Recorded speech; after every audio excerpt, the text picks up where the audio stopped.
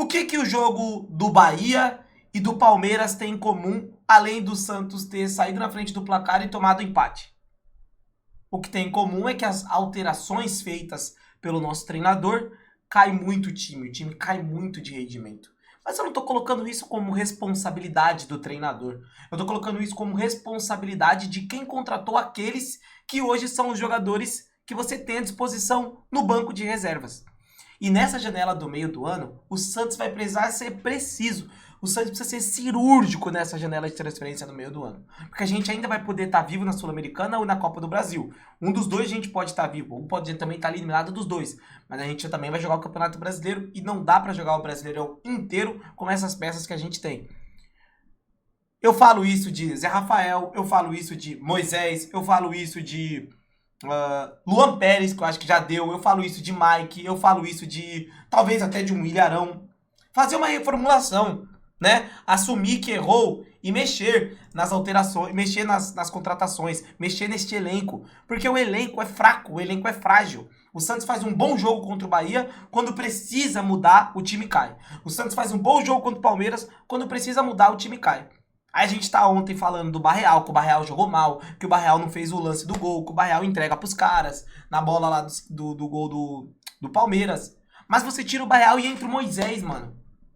Que, pô, Moisés, você tem quase 30 anos, eu já tenho 30 anos. Primeira vez que você tá jogando num clube gigante que nem o Santos.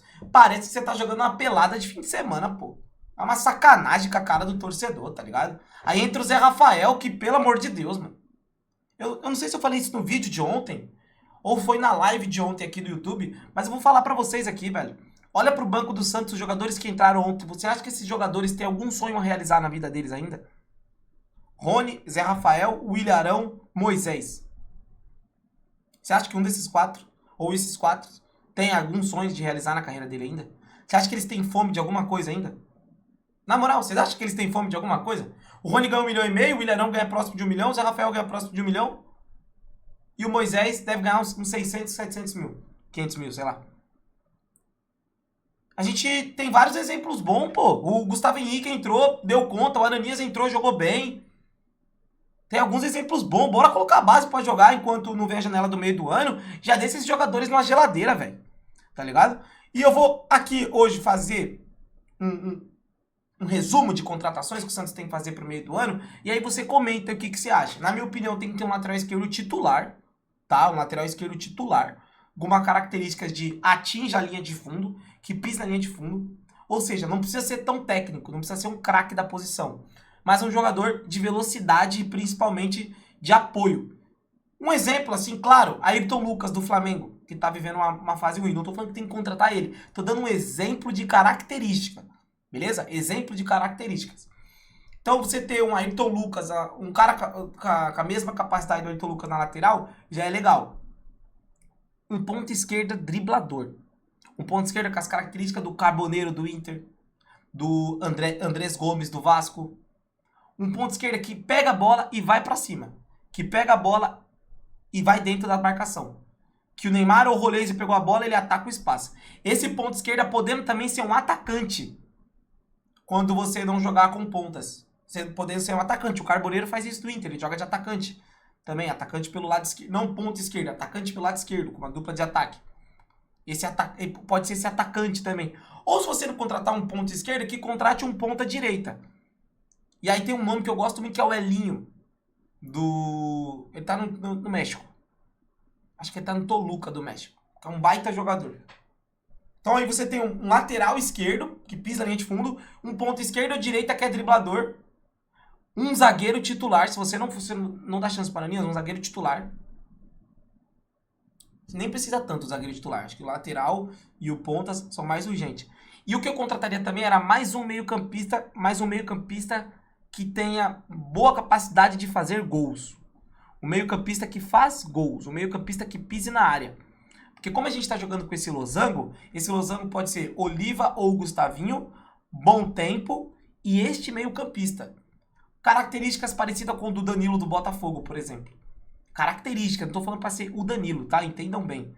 Tá? Característica de um cara que pise na área. Característica de um cara que chegue e faça gols.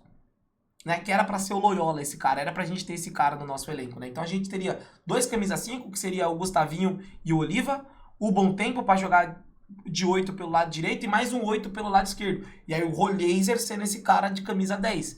E aí na frente o Neymar e o Gabigol, ou o Neymar e essa outra contratação que ser um cara que joga tanto de ponta quanto de atacante, né? Aquele atacante rápido. Vocês não entendem assim a visão? Um lateral direito reserva, ou chamar o Sherman de volta, não sei o que vocês acham disso, mas a princípio eu contrataria um lateral esquerdo titular, um atacante de beirada titular e mais um meio-campista titular. 3 jogadores titular. Eu tenho em mente o lateral, que seria o Juninho Capixaba ou o Ayrton Lucas. Eu acho que dá pra tentar o Ayrton Lucas do Flamengo, por ele não tá em boa fase lá, e o Flamengo já tá sondando o Douglas Santos, né? Talvez pro pós-copa o Douglas Santos pise no Flamengo. Então, um lateral esquerdo ali, titular. O Juninho Capixaba é mais capacidade técnica, não é tão linha de fundo, é mais capacidade técnica de vir por dentro. Aí eu já acho interessante também, porque você pode jogar o Ananias ali como zagueiro pelo lado esquerdo e fazer essa cobertura. Um lateral direito reserva pro Igor Vinícius, ou que brigue por posição com o Igor Vinícius, que seria meu sonho, um lateral direito titular, né? Porque eu não confio tanto no Igor Vinícius. Um meio-campista que pise na área e mais um atacante driblador. Eu acho que seria isso aí o que eu contrataria pro meio do ano. Mas tem que ser os caras que chega e seja titular. Não dá pra contratar jogador de nível de Moisés. Não dá pra contratar jogador que tá em declínio técnico e físico como o Zé Rafael. Não dá pra contratar o outro Willian Arão. Não dá pra contratar mais um Alexis Duarte. Tem que contratar o cara que chega e jogue, mano. Que seja titular, que vai jogar e vai dar conta do recado. Entendeu? Então eu já enxergo, por exemplo, um Ayrton Lucas, que seria titular absoluto, um Elinho, que seria titular absoluto, eu não sei o valor, mas um Gabriel Peck, que jogava no Vasco, acho um bom nome. Né? Aqui no futebol brasileiro eu não sei os outros assim que tem disponível. Né? Deu o exemplo do Gabriel Peck, mas fugindo bem da realidade. Acho que o Elinho tem mais realidade que o Peck. E esse meio-campista, o meio-campista é mais difícil. O Loyola vai ser rebaixado lá do Pisa, né? Talvez o Loyola, ir atrás do Loyola de novo. Mas eu queria um cara que pise na área, um meio-campista que pise na área, que vai dar dinamismo pro time. Porque o Bom Tempo ele não é tão dinâmico assim como o time necessita. Ele é muito bom, ele é titular, mas ele não é tão dinâmico. Ele não é o cara que tá indo, voltando e tem muita capacidade física que tá pisando na área. Ele é muito técnico. Ele vai adquirir esse dinamismo com o decorrer do tempo. Talvez nem no Santos ele adquira esse dinamismo. Talvez só quando ele sair pra Europa ele vai adquirir essa capacidade de ser mais dinâmico. Né? O Danilo era dinâmico já no Palmeiras, mas depois que pisou na Europa, voltou aqui, é muito mais dinâmico. Então, assim, eu espero que o Santos veja com carinho essa janela do meio do ano. Entendeu? Tem que ver com carinho essa janela do meio do ano. Tem que chegar, não tem que chegar caras pra compor elenco, tem que chegar jogadores pra ser titular. E aí os que é titular hoje, talvez compõe elenco. Talvez o Barreal componha o elenco. Talvez um Tassiano componha elenco, porque o Tassiano tá jogando bastante titular, né, mano? Talvez o... Ah, outra coisa. E tirando isso, eu usaria bastante jogadores como moeda de troca. Luan Pérez eu usaria como moeda de troca. Moisés como moeda de troca. Zé Rafael como moeda de troca. Willian Arão como moeda de troca. João Schmidt. Eu usaria todos esses caras como moeda de troca, mano. Todos esses caras. E tentaria vender Rony, que já foi um investimento ruim, mas talvez eles não vão vender. Mike. Tem muito jogador aí que serve como moeda de troca. Acho que o que mais serve como moeda de troca é o Luan Pérez. Porque tem outros times ainda que enxergam o Luan Pérez bom. Eu acho que ele nem pode ser vendido. Acho que ele já fez 13 partidas no Brasileirão. Mas Luan Pérez, Zé Rafael, Moisés, talvez esses caras até tenham mercado ainda aqui no futebol brasileiro. E é isso, velho. Eu tava querendo fazer esse vídeo já faz tempo. Essa semana eu vou tentar fazer uma lista de dispensas. A gente vai tentar também trazer indicações de contratação, né, mano? Porque eu já fiz algumas vezes indicações e o Santos foi atrás de jogadores. Então talvez até a diretoria acompanhe as redes sociais aí do pessoal e pegue como indicação. Enfim, comenta aí o que você achou, certo? Eu espero que na janela do meio do ano nosso time tenha um upgrade pra... Quem sabe a gente chegar longe numa Sul-Americana, mano. Quem sabe?